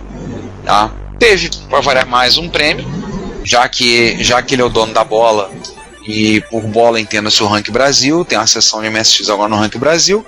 O premiado foi o Rudolf, de São José dos Campos, por ser o dono da maior coleção de jogos de MSX em cartucho no Brasil. Aí entre cartuchos em boxed, né, completos e luz, ele tem um pouco mais de 300. Assim, pelo que a gente viu as fotos, parece que foi bem legal. Quando foi bem interessante, sabe? Muita gente veio, gente da região. É interessante porque isso acaba ajudando a fomentar um grupo em Curitiba, o pessoal de Curitiba se movimentar e participar e trazer. E ele já anunciou para o ano que vem, mas na mesma data, aproveitando o feriado de Tiradentes. Só que ano que vem vai ser só 3 dias. Ao invés de ir no dentista, vão para o encontro MSX. É isso? Pois é, né? Para arrancar o dente, simplesmente se precisa arrancar dente, pega-se um alicate universal e resolve o seu problema. Um outro encontro foi... foi o encontro do Clube Color, né? Color Rio. O pessoal do Coco. Esse nós temos fotos. Esse temos fotos. Mas aqui não, tem muita foto repetida. É pra trocar depois. Tá. Pra trocar, né? Um álbum de figurinha, pra trocar. Pra jogar bafo-bafo, né? Então, muitas fotos do encontro. Então tem fotos da mesa para reparos, inclusive com a famosa faquinha do Daniel, vários micros montados. Aí tem um pouco de tudo. Aí tem um pouco de tudo, de Codimax, micros americanos, micros nacionais. O Truco levou a versão que ele está produzindo da... ele levou a mini IDE, levou o protótipo do expansor de slot. Da Expander, isso. Protótipo de expansor de slots. Tem foto do pessoal jogando Luna Rover Patrol. Micro dando fonte, adaptando fonte interna em alguns CP400. Tem um bocado de coisa. Se der uma... Sim, tem uma galera lá. O encontro foi... CP450, para todos aqueles que possam ter dito que isso nunca existiu. Existiu. Aí tem até uma das fotos, tá o CP400 com a unidade drive, o monitor, e vendo 350. Só que provavelmente o 350 era só um monitor, e alguém botou embaixo na legenda: só 350? Pelo conjunto todo, eu pago. Leva tudo. Me lembrou. E fala extensão também. Me lembrou uma pessoa que estava lá no encontro, também conhecido por muitos como o Impiedoso. Numa hora dessa ele ia dizer: é meu! 350 tá caro, dou 200. Que o André levava tudo isso aqui por 100 conto. 100 conto do Rabalinha. Na verdade, é bem capaz ainda do dono dar 100 conto pra ele levar isso tudo à mesa. Para de me encher a paciência, né? O famoso. Aqui tem a primeira foto que abre, tá, como diz o Daniel na legenda, a tríade rara dos colos nacionais: o LZ, o Codimax e o Dynacom. E o Mal Contato.com, como ele gostaria de frisar. Mas bonitinho o Codimax, hein? Sim. Ele tem uma cara só dele de clone. Não, eu vou olhar sempre o LZ e vou lembrar do Juan. Não tem jeito. É que o LZ ele tem o case do Coco original, né? Da primeira versão. O Codimax não tem uma carinha só dele. Parece que ele serviu de base para depois a Microdigital copiar e fazer o TK2000. Uma das fotos que eu tô vendo, uma curiosidade, tem um X-Pad, que você vai olhar, na verdade é um tablet gráfico. Legal, hein? Eu vi isso, bem legal. Ou como era chamado na época, mesa digitalizadora. Exatamente, mesa digitalizadora. Cara, mesa digitalizadora. E alguém tentando jogar Lizard Sweet Larry, né? Pra variar, porque não dá pra fugir. Claro. E seguindo aí, o que mais a gente tem? É nós. Bom, é nós, né? É um quinto de nós. Pois é, então, né? Vamos lá. Foi no caso, a nossa minha participação na primeira edição da Campinas Classic Computer Party, no dia 16 e 17 de abril, no Laboratório Hacker de Campinas, em Campinas. Aliás, para um parênteses, eu adoro as siglas. Campinas Classic Computer Party, CCCP. E o Laboratório Hacker de Campinas, LHC. Eu adoro as duas siglas. É porque é o seguinte, muita coisa que tem em Campinas, ou tem C, tem P no nome das empresas, ou tem Camp, só tem pouca imaginação. Então a gente resolveu usar do mesmo artifício. Mas o nome é muito legal, eu gosto do nome, acho um barato. Então vamos lá. O evento foi sábado e domingo, né? Dia 16 e 17. Do Retrocomputaria teve somente eu, e eu de vez em quando, em alguns momentos. Eu levei meu GS e levei meu Atari ST. O Emiliano, o mentor, o mentor intelectual desse encontro, ele levou o pequeno e portátil X68K dele, e com direito a MIDI, monitor gigante, teclado, joystick, todo o kit, né? E ele alugou uma picape para levar tudo. Quase isso. Além disso, né, o Alfredo levou um PC98, se não me falha a memória. Tivemos ainda MSX, tivemos outras coisinhas que apareceram por lá. Eu vi uma máquina bem doida, parece um PC, né? O da Consultronics, pela bicho que eu tô vendo. O Luciano, lembrei o nome dele. O Luciano levou um Sony MSX2 Plus. E nas fotos, se vocês forem olhar esse Consultronics, que eu sei que o nome dessa porcaria, isso era um PC, esse é um 4386 ou 486, se não falar a memória, que era um computador de campo usado pelos técnicos da antiga Telesp para serviços de manutenção. Isso é uma coisa feita, inclusive tem um Made in Canada em algum lugar da etiqueta. Aí tem foto, tem o CNC do pessoal do LHC, tem as ferramentas, que foram utilizadas, inclusive. O Juca nos trouxe um minigame de Pac-Man, que é da época. Vocês podem ver a foto perdida em algum lugar aí. O Ravazzi, né, veio de São Paulo para se divertir no encontro. Teve participação do pessoal do próprio LHC, porque o LHC continuou com a atividade dele durante o evento, então teve um fluxo e um refluxo bem legal de gente que se assustando a ver computadores tão antigos e tão funcionais ainda. Isso no primeiro dia. No primeiro dia ainda teve um bate-papo do Juca explicando como o projeto dele de colocar o patinho feio no Mami, né? Só uma coisa, lembra o patinho feio, para quem não lembra, foi o primeiro projeto de computador feito totalmente no Brasil. Essa de 76, se não falar a memória. Ele andou conversando com professores da USP que foram cedendo material para ajudá-lo a montar a máquina. Tivemos vários jogos sendo jogados. Tivemos um campeonato de Puyo Puyo. Puyo Puyo no X68K, entre outras coisas. As fotos têm bastante coisa interessante. O Emil ficou brincando de programar em Basic no Basic do X68K. Tem um troço meio de maluco. No domingo eu resolvi brincar com o World Games, só para descobrir, na versão do GS, só para descobrir que ele realmente toca no brasileiro, quando você seleciona o Brasil. Que beleza! E que a Apex estava cheia de trotskista, porque quando você escolhe a União Soviética, eles não tocam a União Soviética, eles tocam a Internacional.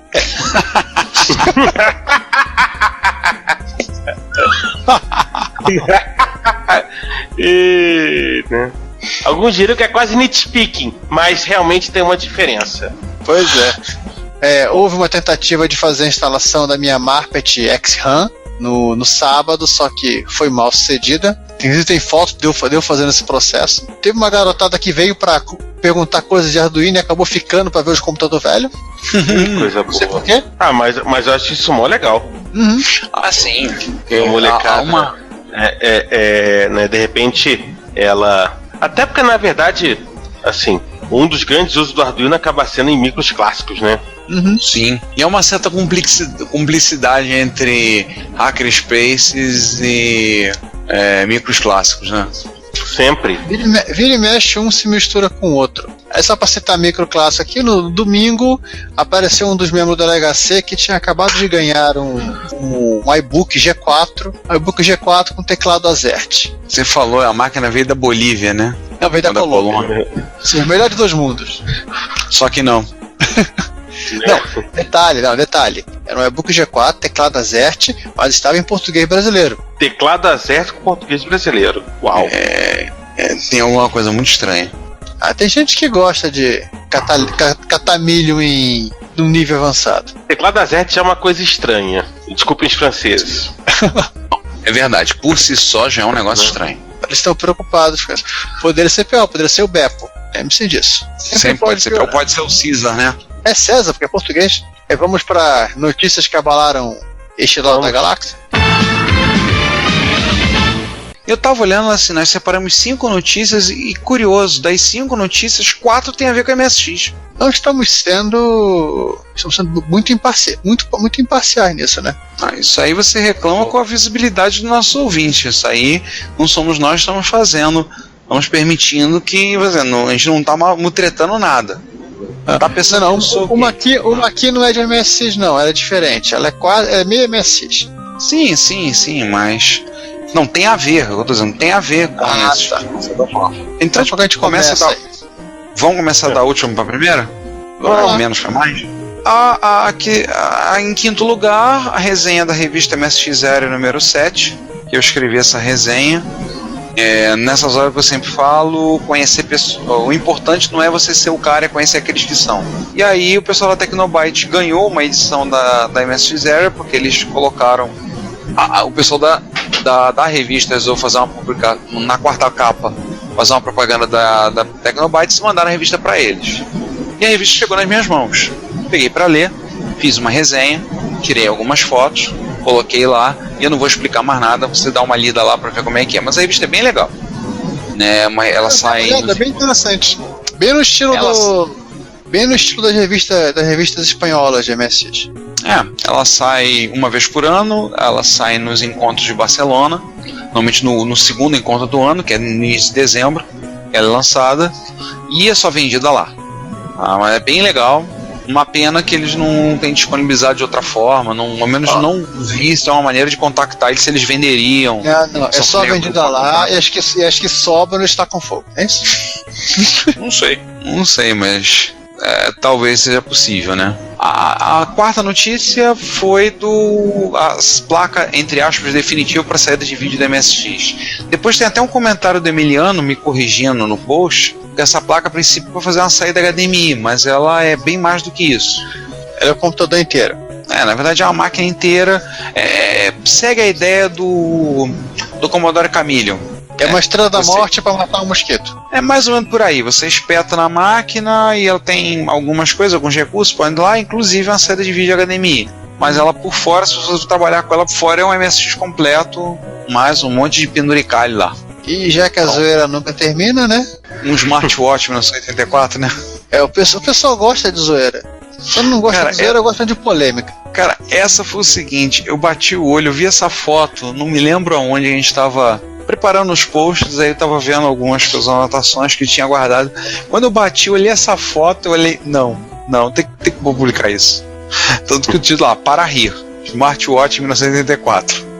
E aquela prancha presa no punho, vocês já viram. Legal, você pode brincar de Space Ghost. Não vai ter problema de bateria, né? Tem espaço para ter bateria. Sim. Por essa ela começar a esquentar, né? É bom no Vai frio. doer. Já que como o pessoal ou gosta de zoeira ou gosta de polêmica, a seguinte é justamente polêmica, né? Sim. Mamilos.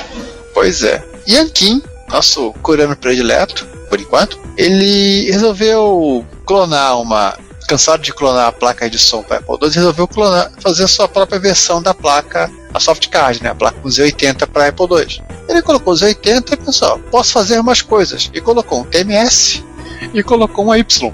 No final ele fez uma placa que é o MSX. Ele fazia com que esse MSX emulado acessasse o BUS do Apple II seria consultar a ROM.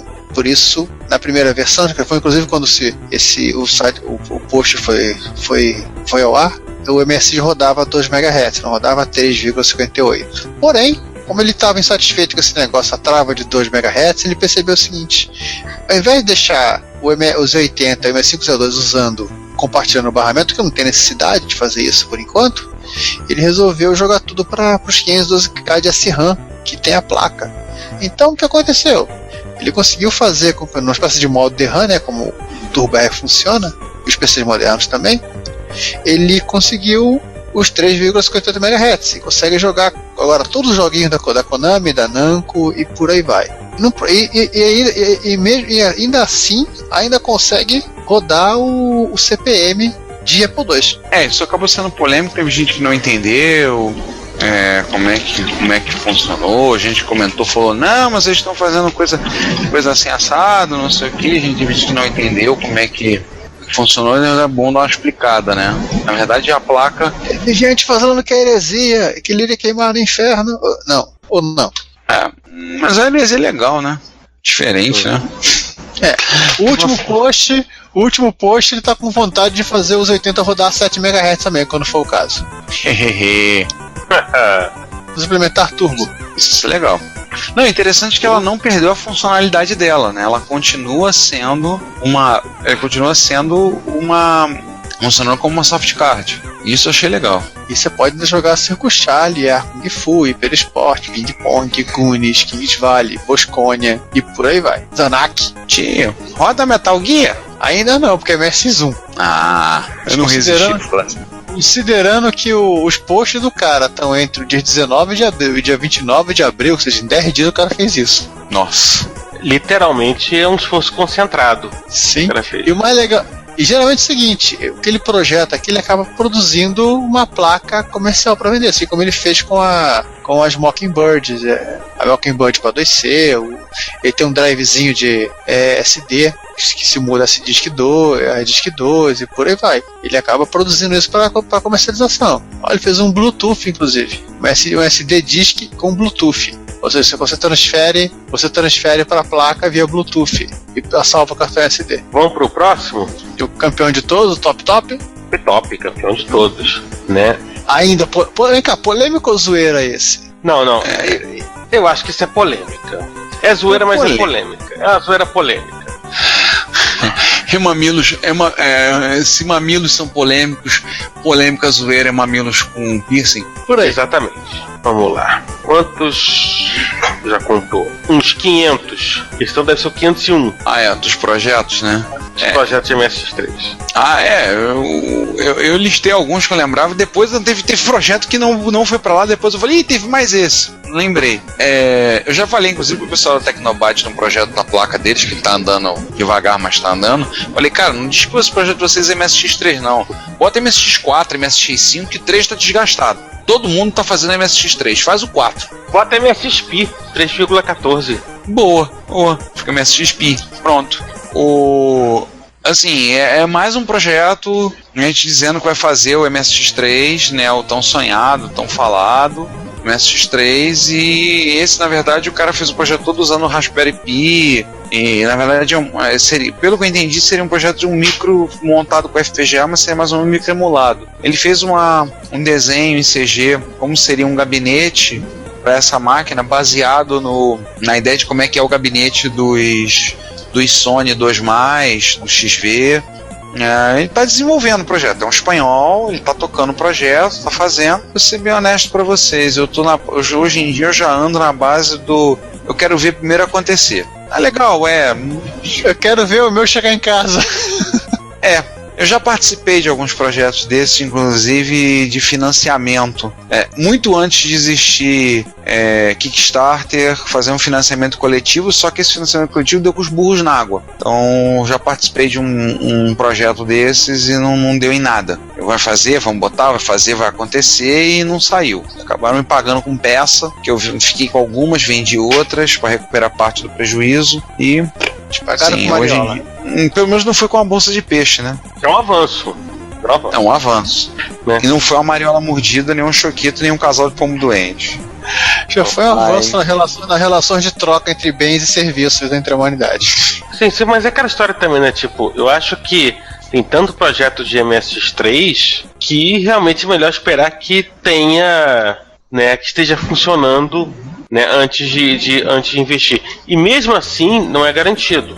Assim, não é nada incomum, por exemplo, plataformas de projetos que vão para o crowdfunding e por qualquer motivo, né, não rola. E fracassam por não ter interessados, ou fracassam porque é pura picaretagem, como é o caso lá do Coleco, né? Qual é o nome do bicho lá? Aquele Coleco Next, não é? Coleco 2.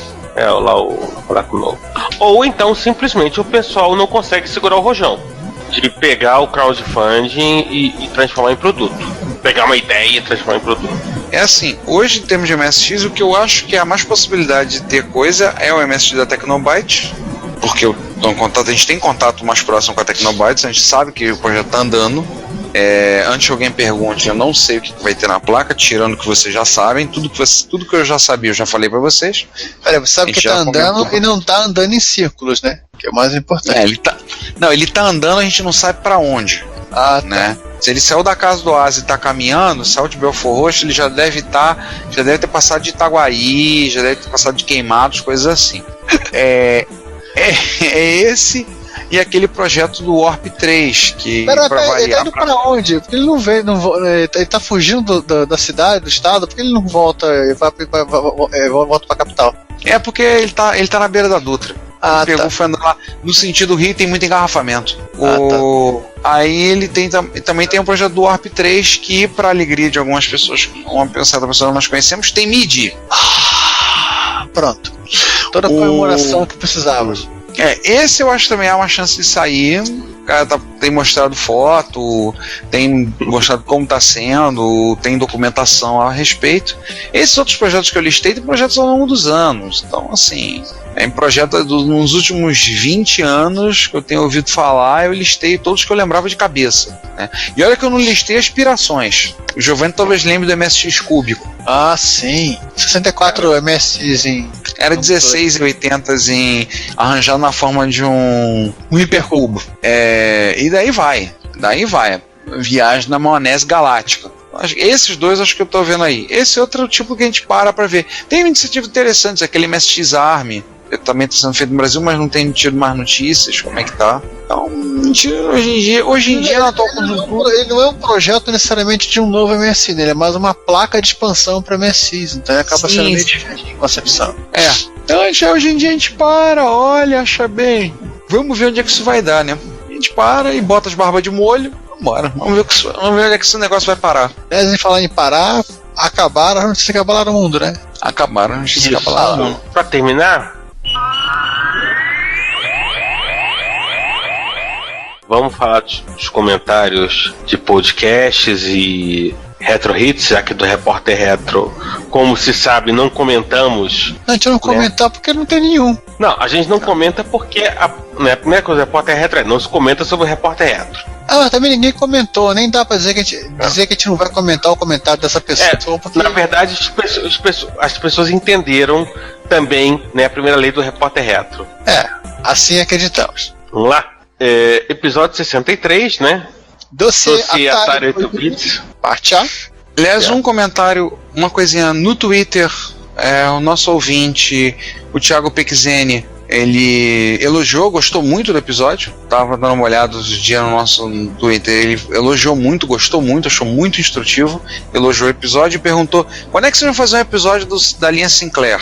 Aí eu falei pra ele: olha, Sinclair a gente já não fez, a gente vai pensar no futuro, mas se você já quiser ouvir. Assim que o João comprar o dele.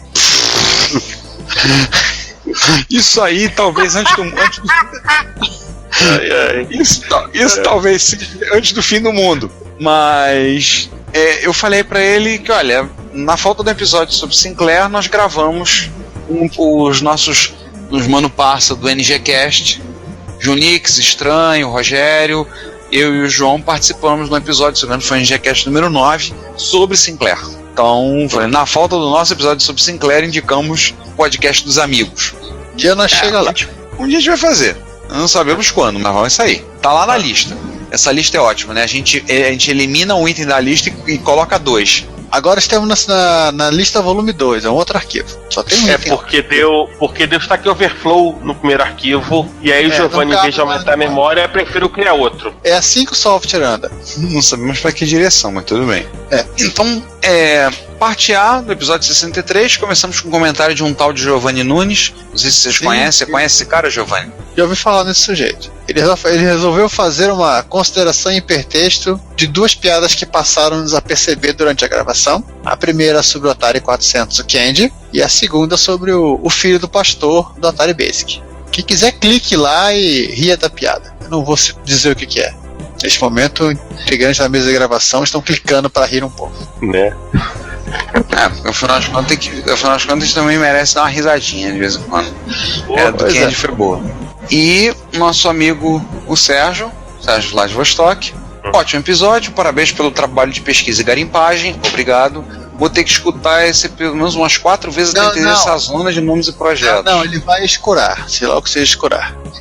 Ah, tá. Essa empresa era realmente enrolada. Era um caso sério. Vi no Atari Museum, tem uns modelos de arcade com visual bem futurista. Ela chegou até a fazer PC 386. Pois é, uma coisa que eu não atentei para esse detalhe. Depois que eu vim lá para o episódio que eu percebi. A Atari fez PC, mas assim como a Commodore, eles são virtualmente desconhecidos nos Estados Unidos. Eles foram vendidos nas subsidiárias europeias, porque são 12 empresas. Atari Sim, mas só lembrando, estamos falando Atari já sob Tremel, que vendeu os ABCs. E aí o Sérgio fala, infelizmente acabou adotando o método da SEGA, que a SEGA fez anos depois, abandonar o hardware para se dedicar ao software, mas também com aquele console maluco, Jaguar, o que poderia acontecer mais, né? Concordo contigo. Na verdade, a Atari que permaneceu é outra Atari. Na prática é outra Atari, né? É uma pena, a empresa que realmente se dedicava a desenvolver seus próprios chips e depois jogou tudo no lixo. Fico imaginando para onde a empresa iria se o barco não tivesse afundado. Para onde ela teria ido, você ouviu agora as nossas aspirações no episódio 64. Exatamente.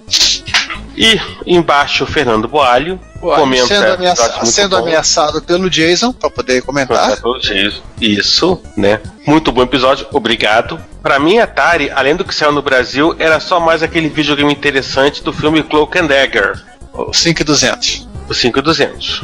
Não, se bem que no Cloak and Dagger também aparece o Atari 800. O gordinho, ele sabe-se lá como ele consegue colocar o cartucho do 5200 no Atari 800 e jogar o tal jogo. Bom, é cinema, né? Então não faz diferença. Não sei, como ele foi morto, não ficamos sabendo qual era o segredo que ele guardava. Né? E aí na parte B, o Fernando Boalho. Interessante episódio. Existe algum jogo do Atari que sofreu um reboot, assim como aconteceu com Metal Gear no MSX?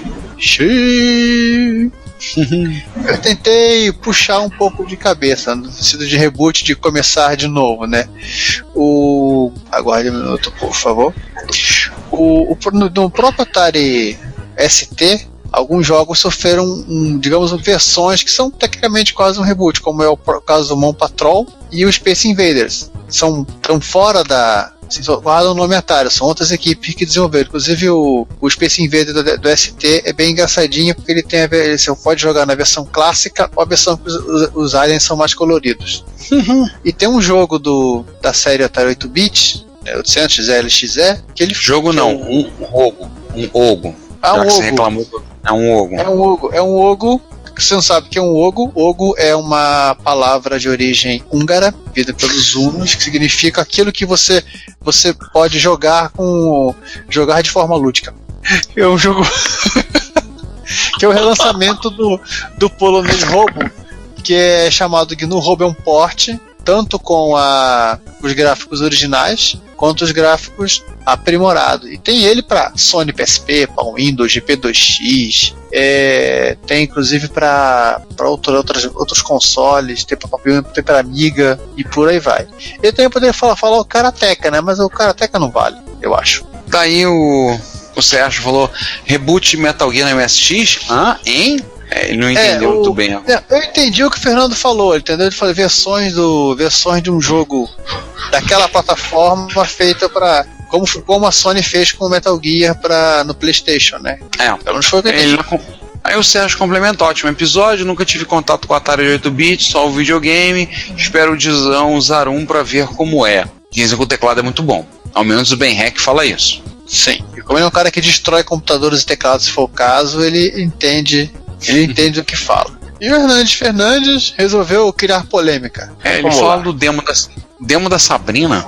O demo da Sabrina é o famoso demo de som digitalizado no CID que o João citou no episódio, e ele foi dar uma procurada. É o demo que ele listou aqui tanto no vídeo do YouTube quanto do Poe, que é um demo em si, que ele não tem nenhum apetrecho, nenhuma coisa legal de efeito gráfico. Ele é mais um demo sonoro que ele reproduz som digitalizado usando CID, fim da história.